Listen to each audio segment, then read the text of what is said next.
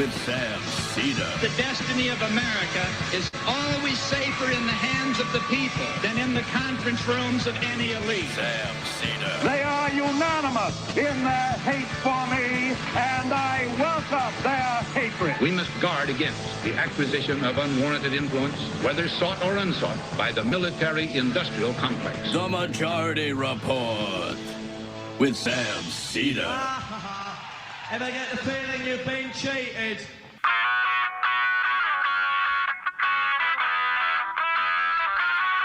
It is Wednesday, August 2nd, 2023. My name is Sam Seder. This is the five-time award-winning Majority Report. We are broadcasting live steps from the industrially ravaged Gowanus Canal in the heartland of America. Downtown Brooklyn, USA. On the program, the most consequential indictments yet. Trump charged with 4 counts in subverting the will of voters, 3 of which are conspiracies, 1 obstruction. But first, we'll be talking to attorney Matthew Butterick on the lawsuit filed by Sarah Silverman and others over artificial intelligence basically ripping off authors. Then we'll also talk to political reporter Cameron Joseph, writing at Bolt's magazine about Ohio Republican Party's attempts to stifle the will of voters. Meanwhile, in addition to Donald Trump, January 6th indictments, WGA and studios surprise to restart talks on Friday. Meanwhile, Michigan allocates over $16 million to provide every pregnant person in Flint, Michigan, $1,500 plus $500 per month for the first 12 months of their child's life. Job openings drop as feds plan to discipline labor gain some steam. Poll Supreme Court approval at record low. And we know why. Oklahoma governor assigns an anti-trans executive order. Russia attacks key Ukrainian grain shipment port on the Danube. U.S. will offer a UN resolution to authorize a Kenyan-led police force mission to fight gangs in Haiti. All this and more on today's Majority Report. Welcome, ladies and gentlemen. Thanks so much for joining us. Emma is off today. It's one of the first times. I mean, Emma takes off, I guess, every other Wednesday.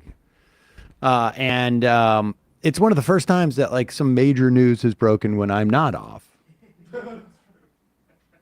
So that's pretty exciting. We'll talk more about this indictment. I mean, this is a big deal. And one of the interesting things about these indictments, there are, well, let's play play this clip of Special Counsel Jack Smith. And his announcement. I think this is, certainly there have been surprises in this indictment, without a doubt. I think there's some surprise maybe that we ultimately got to this place. Certainly, Merrick Garland did not want to when he first got into office. I think that's pretty clear. But you can't allow an attempted violent overthrow of the government to go unpunished, or at least an attempt to bring charges. And on that note, whether it was an attempted overthrow of the government, the indictment has some things to say about that we have not heard before. But first, here's Jack Smith. Good evening. Today, an indictment was unsealed charging Donald J. Trump with conspiring to defraud the United States, conspiring to disenfranchise voters, and conspiring and attempting to obstruct an official proceeding. The indictment was issued by a grand jury of citizens here in the District of Columbia, and it sets forth the crimes charged in detail. I encourage everyone to read it in full. The attack on our nation's capital on January 6, 2021, was an unprecedented assault on the seat of American democracy. As described in the indictment, it was fueled by lies. Lies by the defendant targeted at obstructing a bedrock function of the U.S. government, the nation's process of collecting, counting, and certifying the results of the presidential election. The indictment names 6 co-conspirators. And as of this moment, 5 of them have been identified and have, or at least by the potential co-conspirators themselves or their attorneys. Rudy Giuliani, conspirator 1, co-conspirator 1, I should say. John Eastman, co-conspirator 2. John Eastman was the constitutional lawyer, had the theory about the independent legislatures, and was brought in for a couple of hours.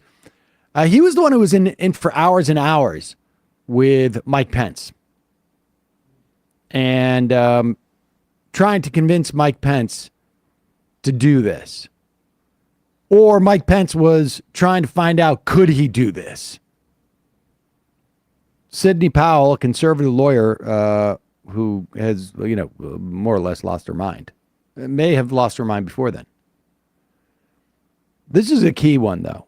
Jeffrey Clark, he's a Justice Department lawyer. You've heard the name before, I think, if you remember, who pressed people in the DOJ to sow doubt about the election results. And then Ken Chesebro, an architect of the fake elector strategy. The 6th alleged co-conspirator, nobody knows who it is. Some people suspect that it's Stone, but nobody knows. We'll go deeper into this, but I want to read one thing that I think really goes to the heart of how seriously some people took this. There's no doubt that we're dealing with, on some measure, Keystone cops. On some measure. But again, John Eastman is in Mike Pence's office just days before for hours and hours. And if Mike Pence was having none of it, remember Mike Pence called Dan Quayle, who he probably was, friends with. I think Quayle was from Indiana as well. And if I remember correctly, Quayle was vice president. He's calling Dan Quayle, and he's not calling Dan Quayle because he's saying hey, we got a problem here. He's saying, can I do this? And then Eastman comes in, and if Pence was I will not do this, that meeting would have lasted 15 minutes.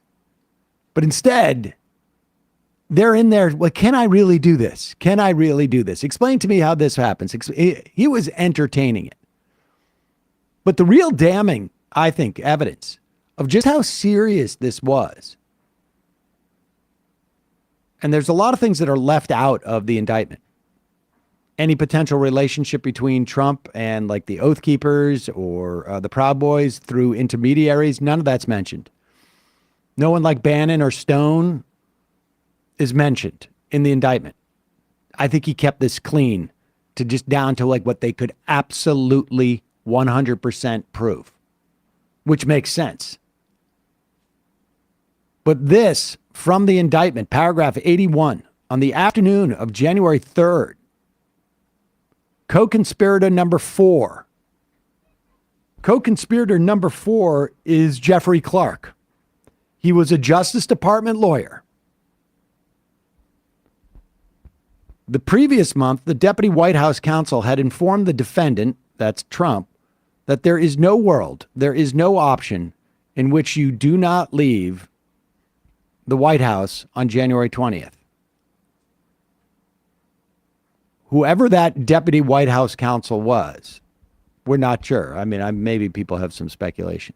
But now the same deputy White House counsel tried to dissuade co-conspirator 4, that's Jeffrey Clark, DOJ lawyer, from assuming the role of acting attorney general. The deputy White House counsel reiterated to co-conspirator 4 that there had not been outcome determinative fraud in the election, and that if the defendant, Trump, remained in office nonetheless, there would be, quote, riots in every major city in the United States. Co-conspirator 4, Jeffrey Clark, responded, well, guy who's saying this to me, or that's why there's an Insurrection Act. Now, the other thing that the indictment shows is that Clark was in fact appointed acting DOJ. And what happened after he appoints him, because there is some, like, I guess, internal documents that show him as acting attorney general. As soon as he did that, there was a mass threat of firing. This is prosecutors say Trump offered, this is from Politico, and Clark accepted the job of acting attorney general on January 3rd, 2021, that same day. The select committee found phone records listing Clark as acting attorney general before Trump rescinded the appointment under threat of mass resignations. I guess it was Pat Philbin. Prosecutors say that Pat Philbin, Trump's deputy White House counsel, warned Clark that if he and Trump pressed ahead with plans to stay in power past Biden's scheduled inauguration, there would be riots in the streets. And he said, that's why we have an Insurrection Act. Now, that guy ultimately couldn't be the DOJ because there was going to be mass resignations, so Trump rescinded the appointment. But it's quite clear there was a plan here. Intent. Oh, there's intent. Yeah. But there's also a plan, like a clear plan. Right. We'll have more to talk about this, obviously, as the show goes on. This is big news. It's unclear how quickly we will get to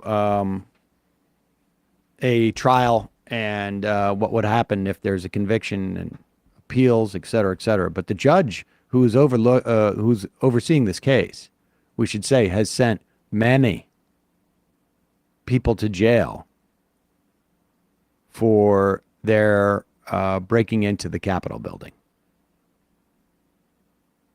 And the defense that they thought the election was stolen has not worked out very well for those people. So this is serious. I know it was just a bunch of boomers going on a stroll. A tour that got a little bit too rowdy.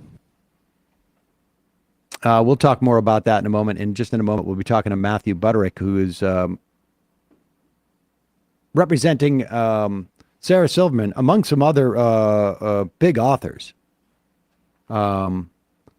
in this AI suit. We'll talk about that in a moment. But in the meantime, 100 billion plastic bags are used and then thrown away every single year.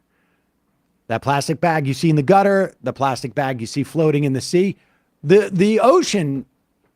We have real problems in terms of the plastic in the ocean. That bag you see washed up on the beach, multiply that by 100 billion. But there's a better way, and it can start with a better bag. Hold On is a company born from the idea that there must be a better way to go about our daily chores. Trash bags, kitchen bags, necessary staples, everybody uses them. But do they need to be 100% plastic? The answer is 100% and new. Hold On trash and kitchen bags are heavy-duty, plant-based, non-toxic, 100% home compostable. That means that they break down in a couple of weeks, not decades. They don't fill up your landfills. They don't pollute our oceans. And their zip seal kitchen bags come in sandwich or gallon size bags, fit all your needs, and hold your carrots, hold your crayons. In my case, my kids' Legos. And you can be a part of what Hold On is getting going, which is basically a movement away from single-use plastic. This is the worst kind of plastic. And something like 40% or 60% of all our plastic has been generated in like the last 10 years. I can't remember the exact thing, but it's nuts. At every stage, production, disposal, and decomposition, plastic bags are doing harm to our earth, our water, even our bodies. Hold On's made from plant-based renewables and non-toxic ingredients. Again, highest standards of compostability. They break down in weeks. And for me, I use 3 different sizes, really 4 different sizes, I guess, if I include the zip bags of Hold On bags. 1, they replace my overall garbage bags. 2, and the beauty of these is I feel a lot less guilty about it. I use them to clean out the kitty litter. And I cannot tell you what 2 cats that are 16 pounds each, one of whom was a diabetic, what we're talking about here when we're talking about cat waste.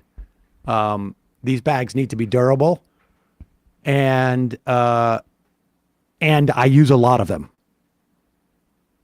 So I clean those out. I put them in a smaller bag because I generate so much of this stuff. I don't want to carry it down to the garbage, down into the basement the whole time. And then I have regular trash bags, and then the Ziplocs. So I don't send I don't use any one-use plastic bags anymore. You can shop plant-based bags and replace single-use plastics all over your home. Visit Hold On Bags, that's one word, holdonbags.com/majority, or enter majority at checkout, save 20% off your order. Sustainability has never been more simple. That's Hold On Bags, HOLDON bags.com/majority, and enter majority to receive 20% off your order. Small things can lead to lasting change if we stop and say, hold on. I want to thank Hold On for sponsoring the show today and for allowing me a guilt-free way of using so many bags a day on how much my cats generate in terms of waste. All right, we're going to take a quick break. When we come back, we'll be talking to attorney Matthew Butterick about this AI suit.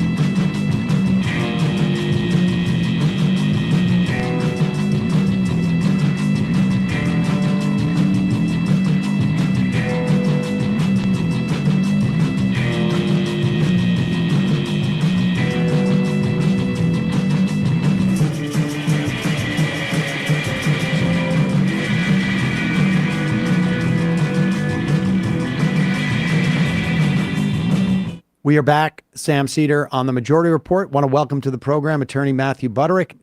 He is one of the attorneys, or maybe the sole attorney, working on a class action suit that includes authors, Sarah Silverman as an author of her memoir, The Bedwater, and Paul Tremblay, Mona Awad, and others.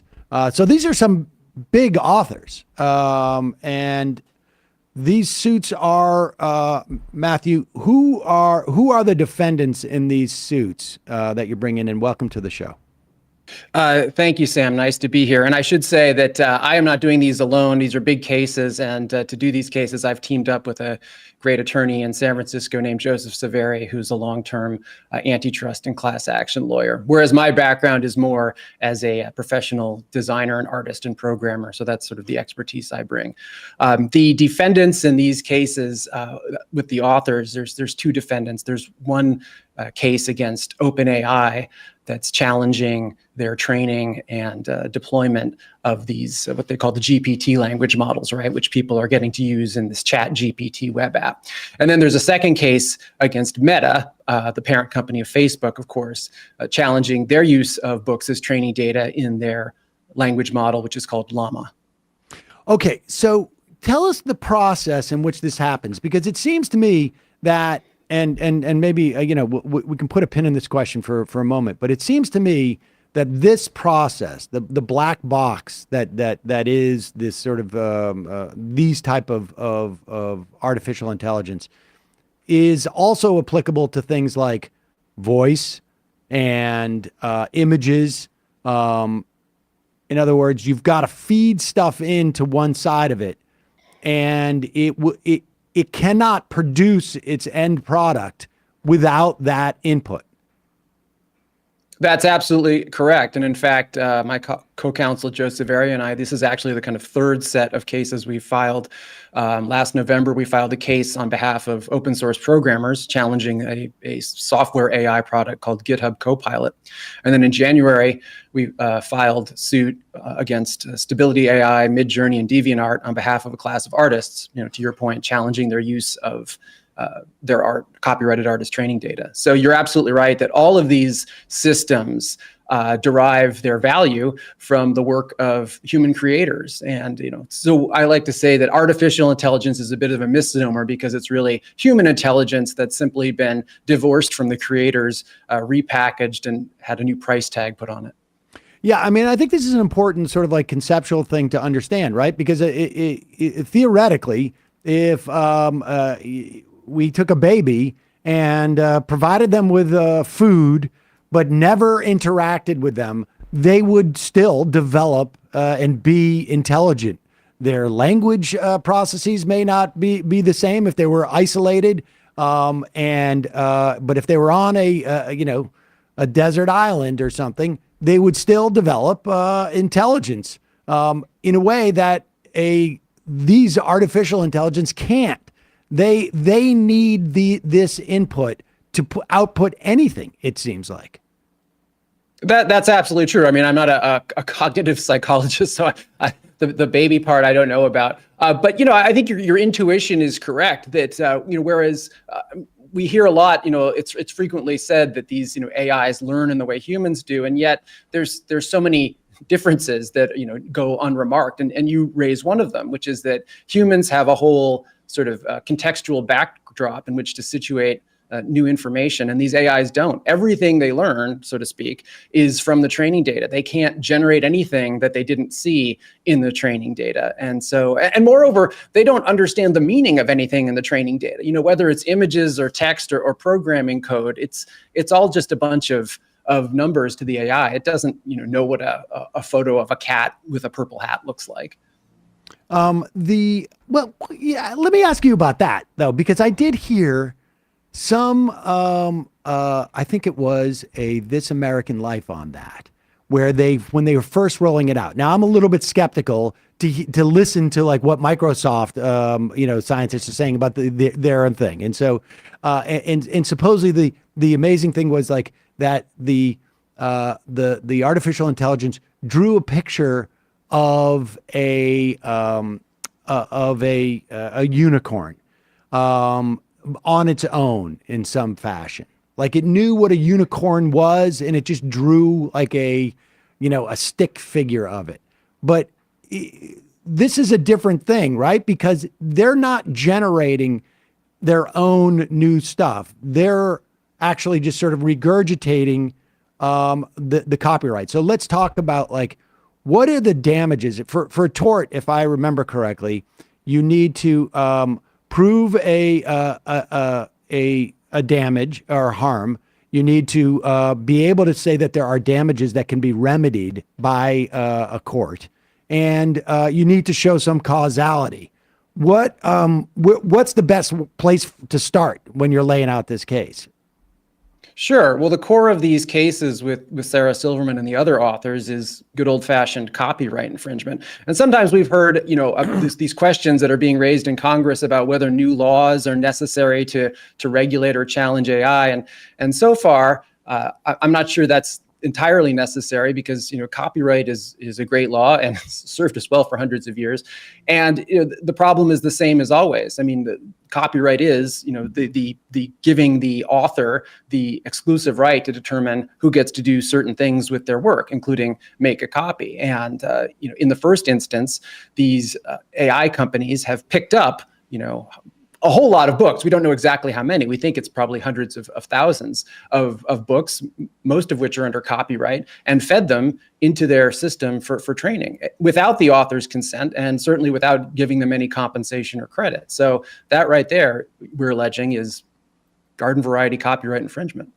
And how are they using it? Are they just using it to train like how Sarah Silverman would write, or is it like what is it? What are the outputs? What are the outputs that are there any outputs that are problematic? I guess. Well, that's an interesting question because I think the AI proponents always like to. I kind of imagine like two ends of the telescope. They like to kind of look at these systems from the output backwards, and they like to hold up these outputs that, seem to be creative and original. And they say, well, what's the problem? This doesn't look like any of the training data. But I think as a legal matter, you really need to start the inquiry at the other side. Where does the training data come from? What does the input look like? And part of what these cases are about is tracing that data. It's like, okay, it was copyright infringement, at the outset. How far does that persist into the model? We are alleging that these models themselves are infringing derivative works because they are uniquely and exclusively derived from other people's copyrighted expressions. We're also alleging that the outputs are infringing derivative works. So the answer to your question is, the infringement can be happening at many points along the spectrum. And you don't need to come up with like some type of some type of specific dollar figure for damages per se, because this is a copyright case, and there are the copyright laws sort of like really lay that out, right? On some level, like I mean, it is, or is it a function of the book is worth X number of dollars, or what is it? Like, will there be a difference if I sold 50,000 copies of my memoir versus 500 copies of my memoir, but both have been put in there? Would there be a difference in terms of like the damages sought in that instance?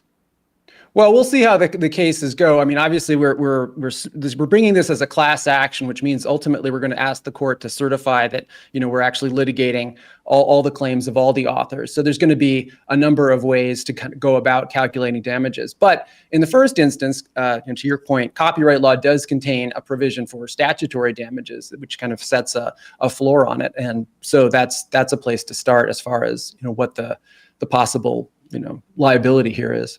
All right, let me ask you one other question that may be sort of only tangentially related, maybe more related to some of the other suits that you're pursuing.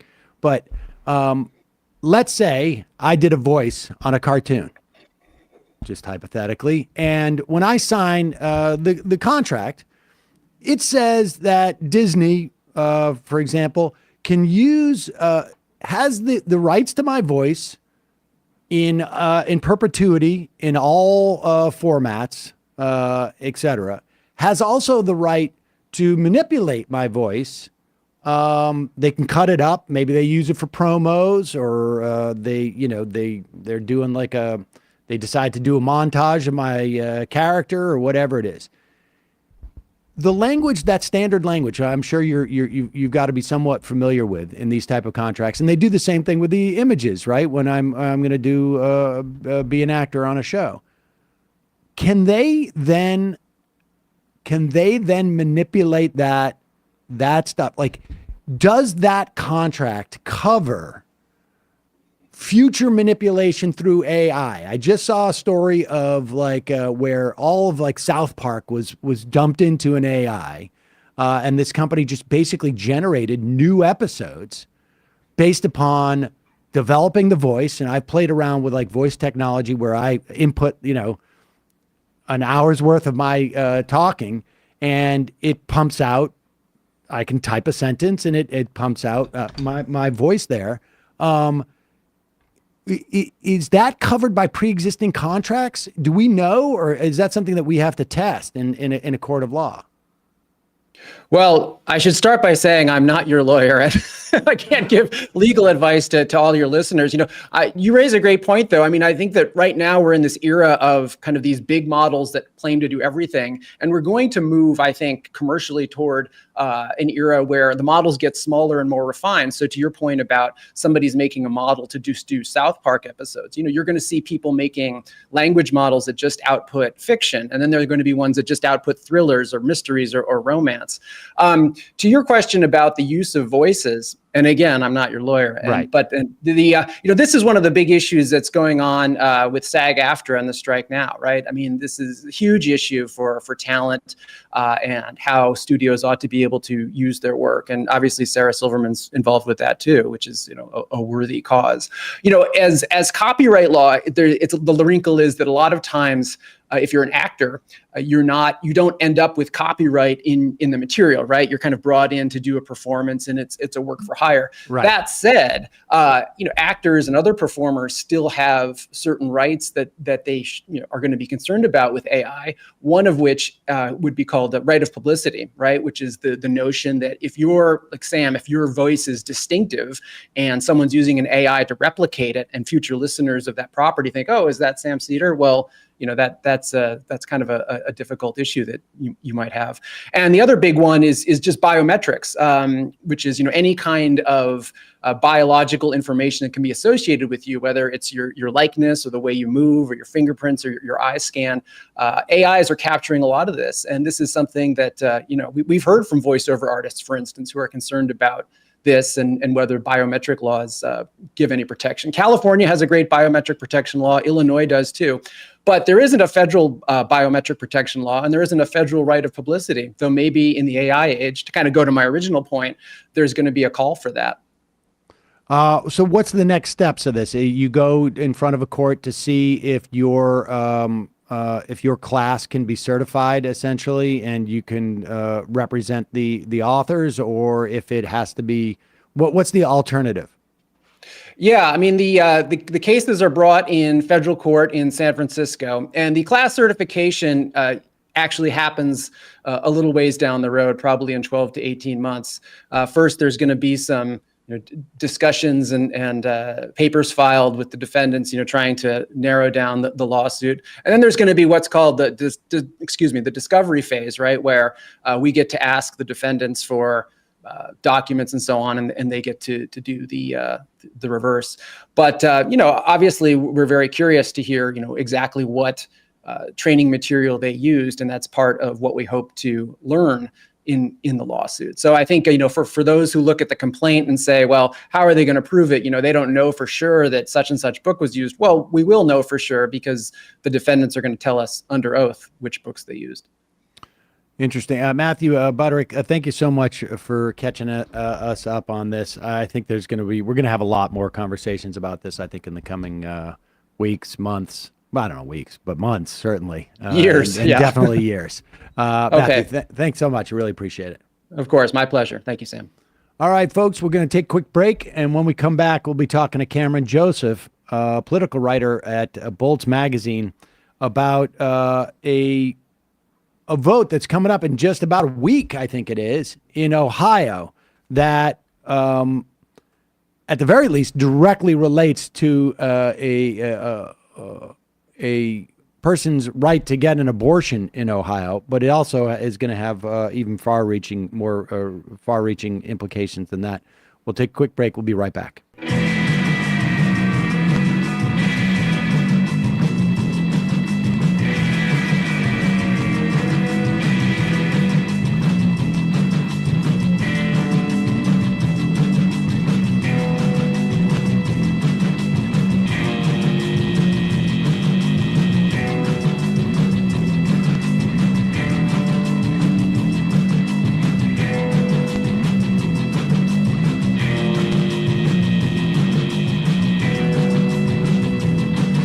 We are back. Sam Seder, Majority Report.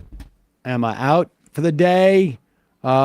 Joining us from Bolts Magazine, Cameron Joseph, political reporter there, on what's going on in Ohio. What is going on in Ohio? There's going to be a vote. August is a great time to have an election, but there's going to be a statewide vote in, like, I guess it's 6 days. What's that vote going to be, Cameron? Yeah, so basically, I mean, the Republicans agree with you that August is not the most ideal time to have an election. They actually passed a law less than a year ago banning August elections, and then reversed themselves when they decided they wanted this one. So let's step back a little bit. Basically, this is a vote about another vote. So obviously, there's been a lot of fighting over abortion rights in a lot of states. Ohio is one of those places that's a real hot spot. Republicans who control the state legislature are trying to ban it. That's been tied up in courts right now. But there's an attempt to get a referendum on the ballot in November that looks like it's probably going to be successful, to make abortion a constitutional right in the state of Ohio. And Ohio is one of those states where changing the Constitution only requires a referendum of 50% plus one. So it's a relatively easy thing to pass. And Republicans aren't thrilled about that, because it looks like poll after poll is showing that abortion rights has support in the high 50s in the state. So what are they doing? They've added a new referendum, constitutional amendment, to change constitutional amendments to make it harder to pass them in the future. So basically, they changed that 50% threshold to 60%, and they're rushing it in this August election before the November election, largely to try and make it harder to protect abortion rights in the state. But there's also a lot of other things that Democrats and unions are trying to do in the state by working around the legislature with these amendments that have gotten some business groups involved as well. So it's basically an end around democracy in the state. Republicans have managed to gerrymander themselves a really nice map. And so a Republican-leaning state is basically a deadlock for them, even though earlier constitutional amendment theoretically banned that type of aggressive gerrymandering in the state. So really the only way that voters can work around the legislature is through these constitutional amendments, and they're trying to change that too. Okay, so we have a Republican state House and Senate, I assume 2 chambers, both Republican dominated, and a Republican governor. So they've got the trifecta in Ohio. How did they manage to get around the constitutional amendment that said they can't gerrymander? That was an interesting fight. That basically went back and forth in the courts for much of the last year in 2022, 2021. And even though the courts also had a Republican, a slight conservative majority, they ruled that these maps weren't okay. But then in a last-minute twist, the one conservative that had sided with the liberals on that vote said, well, it's too close to the election to change things now, so let's go through this election with these maps, and then you'll have to change it in the future. So they're probably going to have to redraw it, although the Supreme Court in Ohio has actually shifted. That woman has retired, and now that there's a new conservative who is a lot less likely to side with liberals on that. So it's basically like, even if these referenda go through, a Supreme Court can, decide whether or not to actually accept that. And given that these are elected positions, conservatives on the Supreme Court, and this is true in many states, and it's not just conservatives, although we've seen it more with conservatives in the last couple of years, don't always act as fair and impartial judges. Sometimes they let their politics get involved. I refuse to believe that, Cameron. We have a Supreme Court in this country, a federal one that maybe that happens on the state side, but never on the federal side. All right. Well, let me ask you this. How did, so you had the abortion referendum scheduled for November. And just to be clear, the legislature said, we're going to put another referendum on, but this one's not going to wait until November. They're going to, do I have the sequencing right? Like the abortion. Exactly. So why didn't they push up the abortion one to August? Well, they'd already put it on the ballot for November. And so it's this very long process where if you're doing it without the help of the legislature, you have to go out and gather all these signatures. You have to get a bunch of support from 44 counties in the state. I forget the exact specific details. But it's a process. It takes a lot of money. It takes a lot of time. It takes a lot of signatures. You have to get it verified. And so they went through this pretty heavy lift to do so. The legislature can opt to do it themselves, so they don't have to go through that heavy lift. So, and actually one of the things that they're trying to change, it's not, the big top line here is they're trying to change the threshold from 50 to 60% of the vote, which, you can make an argument for or against whether it's a good idea to have voters, deep-pocketed interests spending a bunch of money on ads for voters to change a state constitution. And having lived in California for a bit, we've seen some pretty crazy referenda passed there over the years that maybe not super helpful. So, I'm not saying this is a complete black and white issue, but when you start looking at some of the other things they're trying to do here, it's not just the 60% threshold they're trying to push. They're also trying to make it significantly harder to actually get things qualified for the ballot in the first place by raising the threshold in terms of how many counties you have to qualify in, threshold at those county levels, and also making it harder so that if people get signatures that it's unclear whether or not they're real, maybe they put down an old address or maybe it's illegible, something like that. There's currently a cure process where you can go after, if signatures are getting tossed out and go, hey, this was you, right? And reach out to the voters and be like, oh, yeah, that was me, and then fix it. And then that vote can count. And they're trying to get rid of that cure process. So that's pretty explicitly anti-democratic and problematic. And so, they're basically trying to ram this through, and pro-life groups really try to push this. And frankly, the Republicans weren't super thrilled about this. I think they knew this was going to be a losing issue for them and cost a bunch of money. And, they were not into August referenda. They just banned it.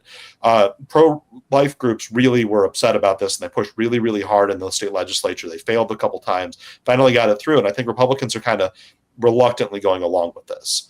And we've seen some business groups get involved with it because another possible referenda is raising the minimum wage by constitutional amendment in the state that some groups like the Chamber of Commerce don't want to see too. So they're starting to spend money on this as well. But we've really seen pro-choice groups as well as civil liberty groups like the ACLU spend pretty heavily on this. We've seen a lot of out-of-state money pouring in, but it's been mostly in an effort to stop this August referendum from passing. So we've seen the money kind of tighten up in the last few weeks. But it seems to me from the polls and from the early turnout that this is likely going down in flames, although with an August turnout, low turnout election can be a little unpredictable. So by likely go down in flames, the no votes on this amendment to amend essentially to change how amendments happen in the future. So this one's subject to 50%, but it's basically saying in the future we want it to be 60%. This is like a classic case of like, let's, get in and shut the door, pull up the ladder type of situation, because the Republicans at this point feel like they're going to control the state government, despite the way that voting may actually break down in the state, that they're going to control the state government. So when you say down in flames, you're talking like, do you have a sense? Has there been any polling of this? And how? Yeah, there's been some scattered public polling, some of it better than others. The best poll that I saw was a USA Today Suffolk poll, which had opposition to this in the mid to high 50s. I think it was 56 or 57%. Those in favor of it were under 30%. So it doesn't strike me as particularly popular. The early polling of this race reflected similar numbers. From what I've heard from Democratic strategists, this lines up pretty closely with their own internal polling. That they're pretty confident this is going to fail. I ran into Sherrod Brown, the Ohio Democratic senator, getting lunch the other day in the Senate cafeteria and asked him about it. And he said that he was pretty confident that I don't remember exactly his phrase, but that this is going to lose, and the referendum was not going to pass. So Democrats seem not too concerned. Liberals seem not that concerned that this is going to pass at this point. But look, it's unpredictable, right? It's an August referendum. The reason people don't like doing these August referendums, besides the fact that it's incredibly expensive, is everyone's on vacation, right? Everybody's on vacation. Nobody's paying attention to stuff. Yep. You're getting ready. Maybe like you're either wrapping up your summer or you're getting ready to send the kids back to school. And it's just a month of transition. And so it's very classically, a poor time to run election. If you want a big turnout, it really just depends on how energized one side or the other is for an August election. Let me ask you this.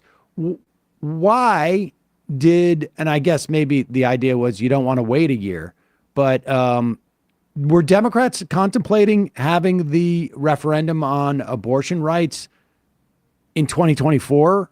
I mean, this is certainly like, back in 2004, the Bush re-election campaign basically provided for, if I remember correctly, maybe 7 or 8, maybe it was 6 states around the country to have a state constitutional amendment against marriage equality at that time. They were running the playbook that they're running now in terms of transphobia. They were doing that at the time on marriage equality. And there's a lot of reason to believe that the margin of George Bush's victory in 2004 was a function of bringing out a lot of those evangelical voters who wanted to stop marriage equality in these states. Was there ever a contemplation of doing that by the Democratic Party there, or was it just that the fear of a Republican-dominated House and Senate and governor was that people were going to lose their right to an abortion? Yeah, I think there was a real tension there, and some of the Democrats I've talked to, especially folks who are Sherrod Brown allies, were not thrilled that this was a 2023 vote as opposed to a 2024 vote.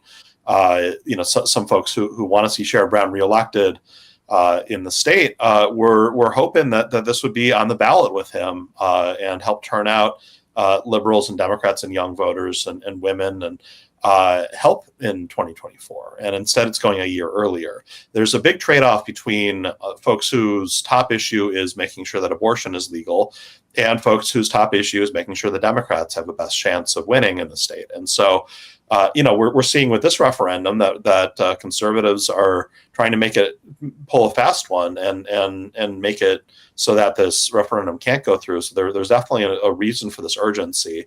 Currently, the state ban on abortion, I can't remember what week, I think it was a 12 or a 16-week ban, don't quote me on that, is tied up in the courts. And so abortion is currently legal in Ohio, but it's unclear how long that will last. It's less than likely that tied up in courts is going to stay forever, and there's a good chance that abortion will be banned in Ohio if this referendum doesn't pass. And so we're talking about real people's lives, right? We're talking about folks who get pregnant who don't want to have a kid, and so delaying this a year for political reasons as opposed to the real life reasons of why folks want abortion to be legal, that there's a real argument why this should be in 2023. And so there were some tensions around that. But there was a clear prevalence of folks who were like, look, this is more important than just politics. Right. And I should say, it's not just politics. Sherrod Brown is certainly one of those senators who are, in danger of losing their seat. And there's really no reason to believe that if the Republicans on a federal level get control of the Senate, they have control of the House, and they get control of the presidency, that a federal ban may go into effect, and it might not really make a difference what the state constitution says in that instance. It's possible. I honestly think it's relatively unlikely that we would see national ban passed, I think Republicans are pretty happy having a filibuster in the Senate because it tends to work against Democrats a lot more than it works against them, although that may change. And there's no chance in hell that either side is ever going to have 60 votes for a major abortion measure in the Senate. But I'm not saying it's impossible. I just think that the politics from your mouth unlikely. to God's ears, I can tell you that I had conversations 10 years ago saying that we would never see the Supreme Court overrule Roe v. Wade. So that one doesn't surprise me quite as much. Well, it surprised some. And look, I mean, I wouldn't bet on that, frankly, that they won't, on day one, if the Republicans have control of the Senate, that they won't get rid of the filibuster for certain things. But be that as it may, Wisconsin, what's going on with elections there? I mean, Wisconsin's one of those states where gerrymandering has been super extreme in terms of like the state house in particular. I think Democrats need to win something like 60% of the statewide vote to get to even 50-50 in the state house. What's going on with the election office there? Well, there's two different things you just brought up that I want to get into both of them if we got time. But the first, that those gerrymandered maps may not last that long because Wisconsin Supreme Court just flipped to a liberal majority for the first time in over 15 years. And the new Supreme Court justice has indicated she wants to strike down. She was just maps. sworn in today, we should say. She was sworn in, I believe yesterday or today. Sorry. She's on the court now, and lawsuits are coming to try and knock down those maps. So by the time we get to the next election in a little over a year, we might be looking at fair maps that Democrats have a chance of actually taking back the House and Senate for the first time in a decade. So that would be interesting. Looking at the story that I did for Bolts, there's a big fight right now over whether the nonpartisan administrator of the Wisconsin Election Commission gets to keep her job. And basically what has happened is Republicans have been unhappy about the way elections have been administered for years in the state. And this goes back to Scott Walker days where the what was then the Government Accountability Board that ran elections in the state and also did ethics, what was pushing an investigation of whether he had illegally coordinated with outside groups during his recall election in 2012. They were unhappy about that. They got rid of that board. They created these two new entities, one of which is the Wisconsin Election Commission, basically set it up with 3 Democrats and 3 Republicans to vote on anything, and anytime they deadlocked, basically nothing would happen. So they tried to set up a very weak board to run the elections, kind of similar to how the Federal Election Commission set up. And then they had a guy who'd been at the former board running it. They were unhappy with him. They pushed him out. And they put this woman in, Megan Wolf, who by all accounts, they were very happy with. She was there. The board itself the WAC put her in for a year. The was very heavily Republican Wisconsin State Senate eventually confirmed her to a full 4-year term a year later. And by all accounts, she was very popular, very well liked by Democrats, Republicans, liberals, conservatives, really well liked by local election clerks who are the ones who are actually dealing with her in her office day in and day out. And had a real reputation for doing what the board of, the folks who actually have political opinions tell her to do, but communicating well and running things in a very nonpartisan, fair fashion. And now, after the 2020 elections, there was a ton of screaming in Wisconsin about rigged elections, and this is set up against Trump. And there were a couple of things that the commissioners did that were not popular, including allowing drop boxes and some changes around nursing home voting, where they encouraged absentee ballots, where Republicans were screaming that this was evidence of fraud. But they blamed Megan Wolf, who actually didn't have any say in those actual decisions. She was just carrying out what her bosses were telling her to do. And then they're trying to push her out. And so the way that works in Wisconsin is you get the commission votes for another term for this person, this position, and then it goes to be ratified by the state Senate. And even if the commission approves it, the Republican state Senate might not. And so the Republicans in the state Senate, which have a supermajority, were indicating they were not going to give her another term. And so the Democrats pulled kind of a fast one on the board. When it came up for a vote, they just refused to vote. And so what they did is they deadlocked the vote. And so it was 3-0, but it's not a plurality. It requires a majority to pass. okay. So theoretically, she didn't get another term. But there was a recent court case where Republicans were thrilled about this at the time, that let people who had been appointed to positions just stay on in their positions, even if they had the expiration dates pass. And so basically just keep them on in forever. Republicans had fought for this because they wanted some of Scott Walker's old appointees to be able to stay on, and Democratic Governor Tony Evers to not be able to replace them. And now the shoe's on the other foot, and they're howling about this undemocratic process that they themselves were the ones to fight for. So this is heading to court. We have no idea what the new Supreme Court is going to do. It's unclear what the new liberal justice will do. The liberals had all voted against this, their opinions were against this ruling. The conservatives were all for. It'll be interesting to see, now the shoe's on the other foot politically, whether everyone actually holds the ideal, the legal reasoning they had, or whether they flip ideologically.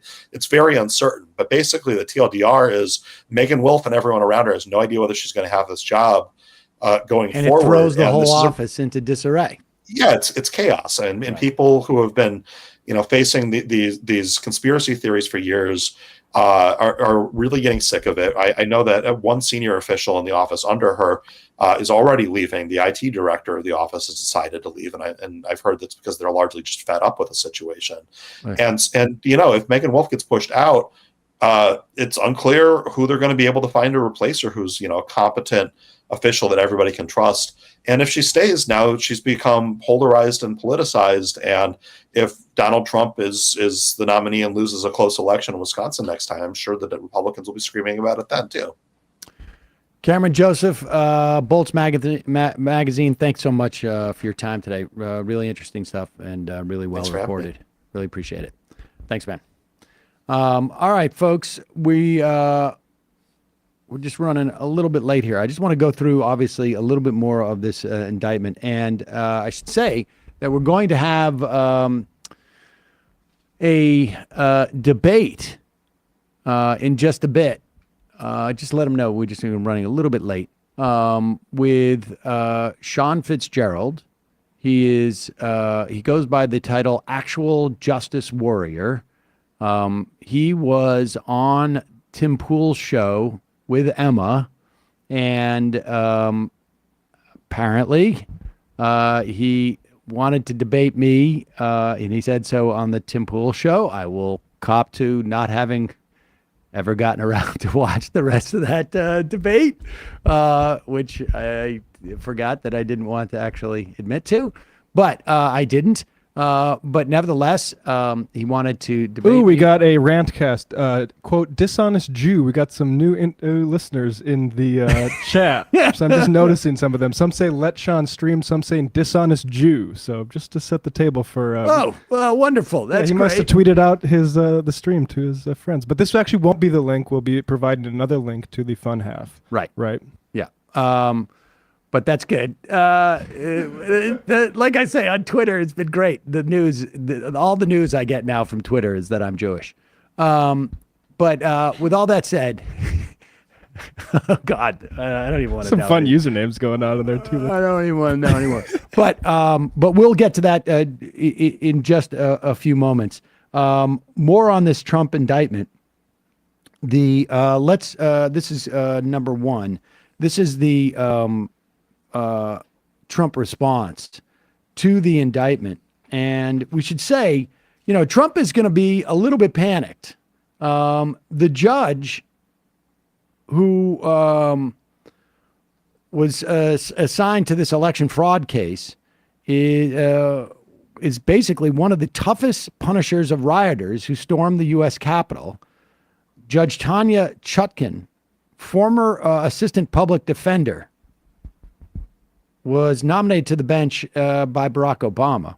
And she has handed down prison sentences on the January 6th riot cases that are harsher than the Justice Department prosecutors recommended. Some people take this thing pretty serious. Chutkan has sentenced at least 38 people convicted of Capitol riot-related crimes. All 38 received prison terms ranging from 10 days to over 5 years. This is according to the AP. They have sentenced, incidentally, she's one of 24 judges who have sentenced over 600 defendants, or nearly 600 defendants, for their roles in the January 6th siege. More than 1/3 of them avoided sentences that included incarceration. So a little under 400 got to prison. And this case against Donald Trump, just to be clear, the 3 charges, or I should say the 4 charges: 1, to defraud the United States. This is a conspiracy to defraud the United States. 1, to obstruct an official government proceeding. That's the certification of the Electoral College vote. A 3rd, to deprive people of a civil right, the right to have their votes counted. This is like an old KKK law, actually. And then a 4th count of obstructing or attempting to obstruct an official proceeding. That would have been the what was going on in Congress. A couple of other highlights. Indictment contains some snippets of new information. I mean, it's pretty clear that Rudy Giuliani and Pence, at least those two, were quite vocal in their responses to Jack Smith. There's this description of Trump telling Mike Pence, "You're too honest," when Pence pushed back on Trump's pressure to interfere in the certification. This is the statement from Trump. "This is nothing more than the latest corrupt chapter in the continued pathetic attempt by the Biden crime family," incidentally, crime and family are capitalized, "and their weaponized Department of Justice to interfere with the 2024 presidential election, in which President Trump is the undisputed frontrunner and leading by substantial margins. But why did they wait 2.5 years to bring the fake charges right in the middle of the President Trump's winning campaign for 2024? Why was it announced the day after the big crooked Joe Biden scandal broke out from the halls of Congress?" I don't know about that, but I mean, there's no doubt they should have been doing this much earlier. This stuff should have been, Smith should have been on this much earlier. Merrick Garland did drag his feet. The answer is the election interference. The lawlessness of these persecutions of President Trump and his supporters is reminiscent of Nazi Germany in the 1930s. Also, the former Soviet Union and other authoritarian dictatorial regimes. Trump has always followed the law and the Constitution with advice from many highly accomplished attorneys. I guess he's talking about Rudy Giuliani, who did some talking. These un-American well, you know the rest of it. Do we really don't need to? Could have an AI do it at this point. Actually, I wonder if it wasn't the case. So that's where we're at. We will talk more about this as the week goes on. This is a big deal.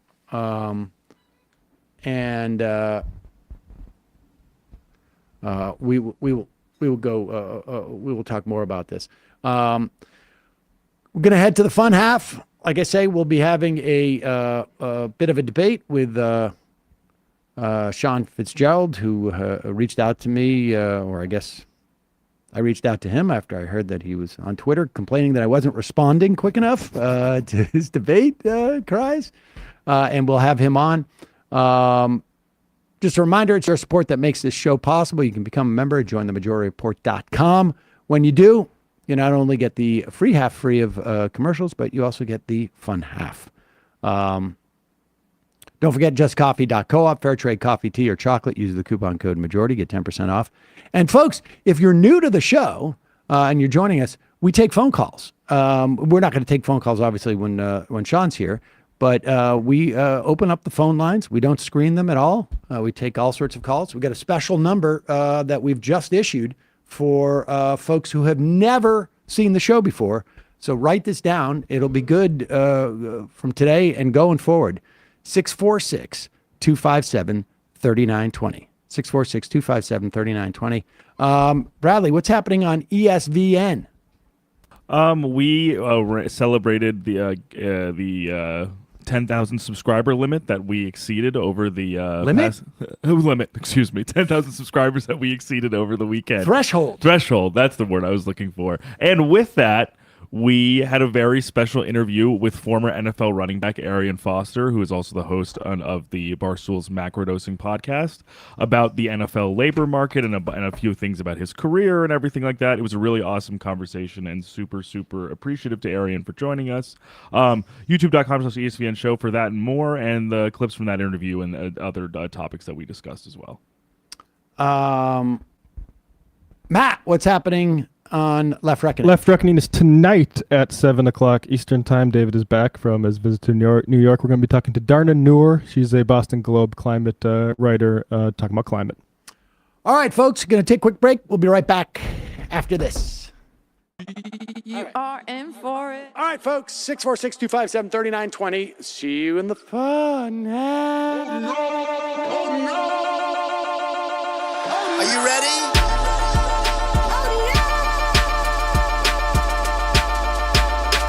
Who sent us this? Alpha males are back. Boy is back. And the alpha males are back. Just as delicious as you could imagine. The alpha males are back. Boy is back. And the alpha males are back. Just wanna degrade the white man. Alpha males are back. I take all of it to my throat. Alpha males are back. Snowflake says what? The alpha males are back. You are a madman! And the alpha males are back. Oh no, Sam!